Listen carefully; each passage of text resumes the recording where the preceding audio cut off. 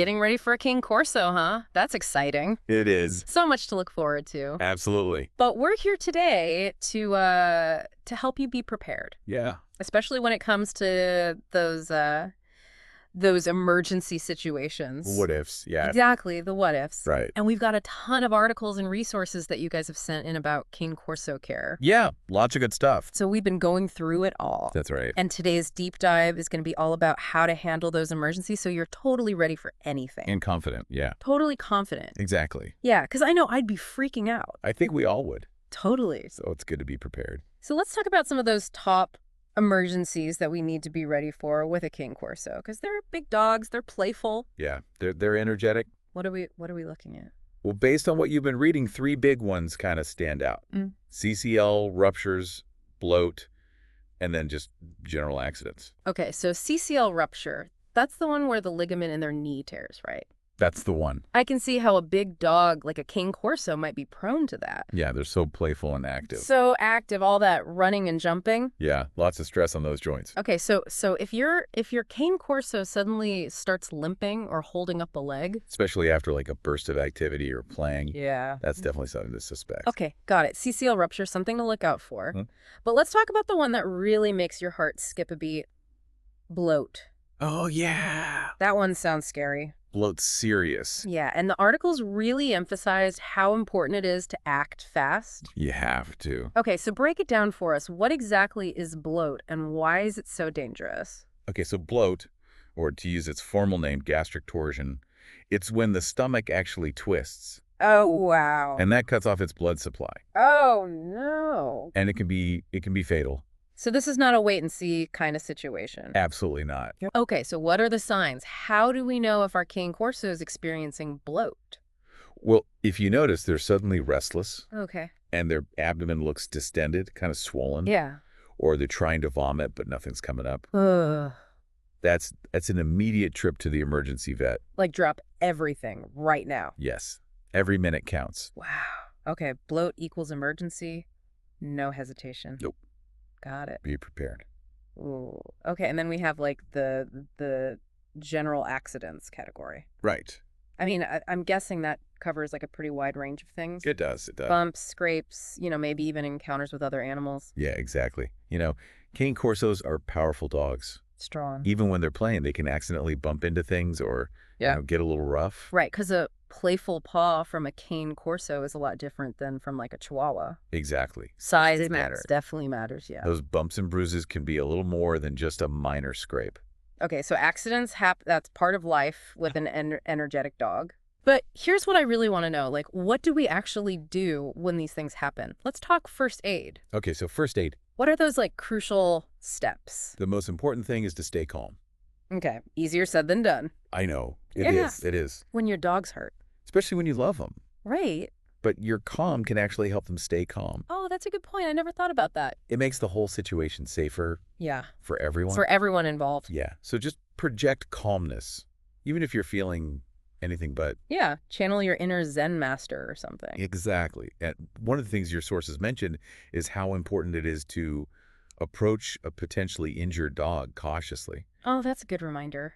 They might be in pain and scared. Right. And they might react in a way they normally wouldn't. Yeah. Pain changes behavior. It does. So approach slowly, speak softly. Exactly. Okay, got it. And then what about after that? Like what comes next in those first few crucial moments? Well, it depends on the specific injury, of course. But some basics apply across the board. Okay. So if there's bleeding, you want to control it with direct pressure using a clean cloth. Okay. And if you suspect a fracture or something serious, yeah. One of the tips I found really helpful in your sources was about minimizing movement. Okay, that makes sense. They mentioned creating like a makeshift stretcher. Oh, I love that. Like imagine using a blanket or a board to help move your Cane Corso safely. Yeah, because how do you minimize movement with a dog that weighs over 100 pounds? Right. I need a visual, so the stretcher makes it much more real. Exactly. Okay, good tip. But remember, all of this is about stabilizing the situation until you can get professional help. Right. So it's all about buying time. It is. Until you can get to the vet. Exactly. Okay, so we got to be prepared before disaster strikes, right? Absolutely. This is where we put on our superhero dog owner capes. Yes. What are our must-haves? Okay, so first off, a well-stocked pet first aid kit. That's a must-have. What kind of stuff are we talking about? Gauze, antiseptic wipes, bandages, Okay. maybe some hydrogen peroxide for cleaning wounds. Got it. Just the basics. Okay. And I can see how having that stuff ready to go would save so much time. Absolutely no scrambling around Right. while your dog is bleeding or hurt. Totally. But honestly, the real MVP in your emergency preparedness arsenal is information. Yes. Having your vet's number and that emergency vet number. Especially the emergency vet. Especially, yeah, the 24/7 one. Programmed into your phone. Program before you need it. Yeah. Because especially with something like bloat, those contact numbers are like gold. Absolutely. It's not just about bandages. It's not. It's about having the right information. And contacts. And contacts, yeah, at your fingertip. So important. That could make all the difference. It could. Okay, so we've tackled the immediate crisis. Mm-hmm. Our Cane Corso has gotten patched up at the vet. Right. What happens next? What does follow-up care look like? That's a great question. And it's a stage that a lot of people overlook. Oh, yeah, because recovery isn't passive. Right. You know, Yeah. your Cane Corso might need medication. Okay. Maybe even physical therapy. Wow. Depending on the injury. It's more than just stitching them up and sending them home. It is. Okay, so what else should we be thinking about? Well, your sources really stress the importance of keeping up with all those follow-up vet appointments. Yeah, I could see how it would be tempting to think, oh, they're stitched up, they're good. Exactly, but those checkups are crucial Right. to make sure everything's healing properly. Okay, so it's not just about getting them through the initial emergency. Right. It's about supporting their entire healing journey. Exactly. Okay. And what about at home? What should we be looking out for? Well, you know your dog best. Yeah. You're with them day in and day out, so pay close attention to any changes in their behavior. Like your appetite. Their appetite, energy levels, Okay. anything that seems off. Okay. Those little things can actually be big signals that something needs attention. So basically trust your gut. Yes, trust your instincts. If something feels wrong, it probably is. Exactly. Okay, that's great advice. We've covered so much ground already, from recognizing those potential emergencies to administering first aid and navigating the whole follow-up care process. It feels like we've given our listener a real toolkit for handling anything that comes their way. That's the goal. Yeah, but we're not quite done yet, right? Not yet. There's more to this Cane Corso ownership journey. There is. And I think we've got some really valuable insights from your research on how to make it the best experience possible for both you and your furry friend. Definitely stay tuned for that. Okay, can't wait. It's going to be good. All right. All right. So we talked about those like emergency The moments. scary stuff. Yeah, the what ifs. Yeah. Which, honestly can feel a little intense. Yeah, But that's what makes being prepared so empowering. totally. But let's shift gears a bit Okay. and talk about some proactive steps you can take to set your Cane Corso up for a healthy, happy life. Yes, let's get into that. Give us the good stuff. What did the sources recommend for being like the best Cane Corso owner possible? Well, a few of them really emphasized finding a vet who has experience with giant breeds. Oh, that makes a lot of sense. A Cane Corso isn't your typical lap dog, right? No, they're not. They probably have some unique needs compared to smaller breeds. They do. Yeah. Okay. A vet who's familiar with giant breeds will be better equipped to spot those potential issues specific to Cane Corsos. Like those CCL injuries we talked about. Exactly. They'll understand the nuances of their growth, Okay. their skeletal structure, all those things. So it's not just about finding any vet. Right. It's about finding a vet who really speaks giant breed. Giant breed specialist. I like that. What else did the sources highlight? Well, responsible breeding practices came up quite a bit. Okay. Apparently, hip and elbow dysplasia are concerns within the breed. Oh, yeah, I've heard of that. And a good breeder will be doing everything they can to minimize those risks. So that's something we should definitely be asking about when we're choosing a breeder, right? To Absolutely. make sure they're doing those health screenings. Yes. For the parents to ensure healthy puppies. Reputable breeders will be happy to share that information. Yep. They want their pups to have the best possible start in life. And it all ties back to those emergencies we were talking about, right? It does. A healthy dog is less likely to have those problems. Absolutely. It's all connected. In the first place. Yeah, it's all connected. It is. Prevention is key. Prevention whenever possible. Okay, so speaking of connections, one of your sources brought up something I found really fascinating. The importance of socialization and training for Cane Corsos. Yes. So not strictly an emergency topic, Right. but definitely related to their well-being. Big time. Overall, Huh? why is that so important for this breed specifically? Well, Cane Corsos are powerful dogs, and they're known for having strong guarding instincts. So, Early socialization and consistent training are key to helping them learn appropriate behaviors. Right. become well-adjusted members of your family And the community. and the community. So it's about preventing problems down the line. Yes, Right. exactly. A well-trained, socialized dog is less likely to get into trouble, Less likely to get hurt. less likely to get hurt, Yeah. whether that's like an accidental injury Right. or, a behavioral issue that could escalate. It's all about setting them up for success. Yeah, totally. And your sources even went a step further. They emphasized how helpful it is to teach your Cane Corso basic obedience commands. Like come those fundamentals. Yeah, why are those so important in this context? Because in an emergency situation, Yeah. those seemingly simple commands can become lifesavers. Wow, I never thought about it that way. Yeah, imagine needing to control your dog while you're trying to administer first aid, Right. or if they're injured and you need them to stay put Oh, yeah. while you call for help. That's a good point. It's not just about everyday manners. Okay. It's about their safety. So it's like another layer of safety. It's about having that clear communication and control, which can be crucial in a high-stress moment. This deep dive has really opened my eyes to all the different layers of responsible Cane Corso ownership. It's more than just knowing how to treat a cut or what bloat looks like. It's about this whole proactive approach to their well-being. I think that's a great way to put it. And I think that's a perfect segue into the next point from your sources. One of the things they emphasized was the importance of understanding breed-specific health risks. Yes. We touched on that a bit with like the CCL injuries and dysplasia. Hmm. But what's the bigger picture here? What should people be thinking about? Well, the source pointed out that Cane Corsos, like many large breeds, can be prone to certain conditions, such as bloat and heart issues later in life. So it's about being informed and proactive, not waiting for something to go wrong before we start learning about it. Exactly. Almost like doing the research ahead of time so we can make the best choices For their care. for their care right from the start. Exactly. It allows you to advocate for your Cane Corso's well-being.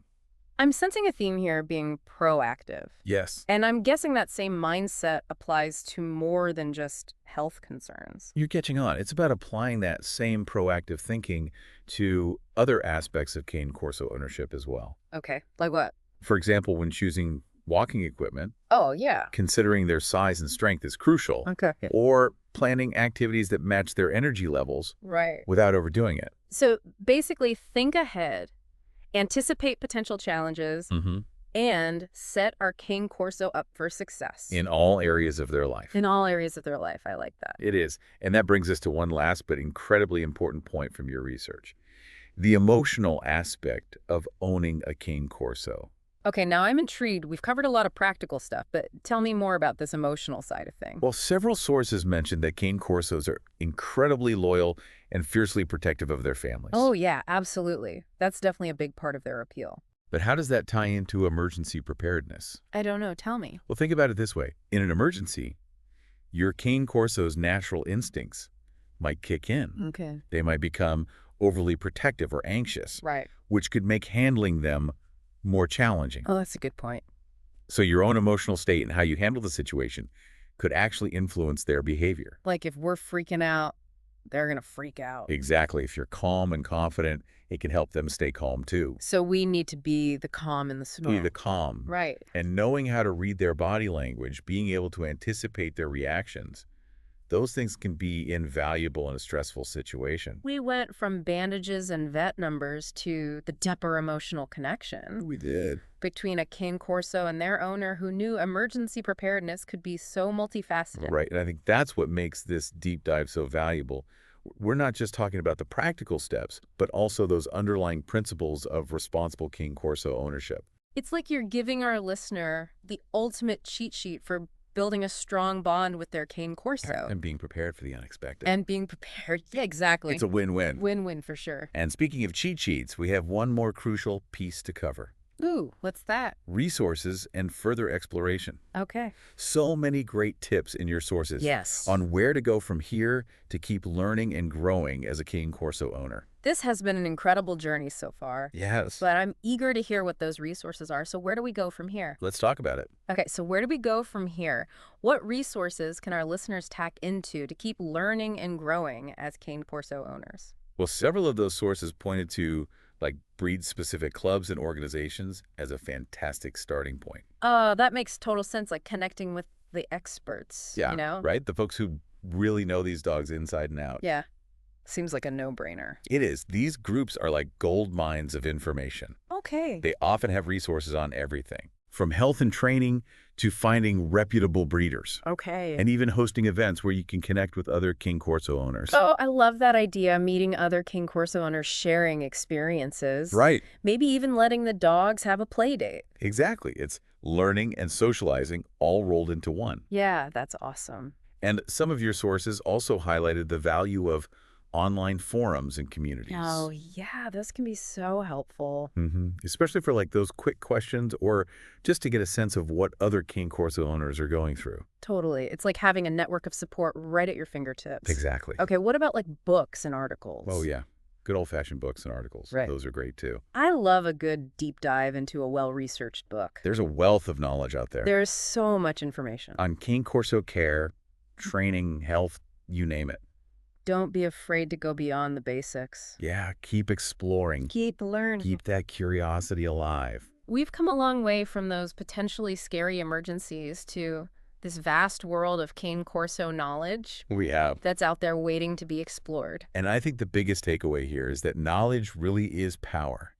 It is. When it comes to being a responsible dog owner, the more you understand your Cane Corso, Yeah. their needs and their potential risks, the better equipped you'll be to give them the best life possible. It's about being proactive, informed, and prepared. Absolutely. But it's also about embracing that incredible bond you're going to share with this amazing breed. That's right. It's about the journey, the ups and downs, and all the love and loyalty that come with welcoming a Cane Corso into your life. So well said. As you embark on this exciting adventure, remember that learning is an ongoing process. Stay curious, stay connected to those resources and communities we talked about, and never hesitate to reach out for help or guidance when you need it. Absolutely. To our listener who's about to start their life with the Cane Corso, we are so excited for you. We- Remember, you've got this. We've only scratched the surface here. Just the beginning. There's a whole world of Cane Corso knowledge out there. And with the resources we've discussed, you're well on your way to becoming a confident, informed, and prepared owner, happy, deep diving, and enjoy every minute of it. Yes, enjoy it.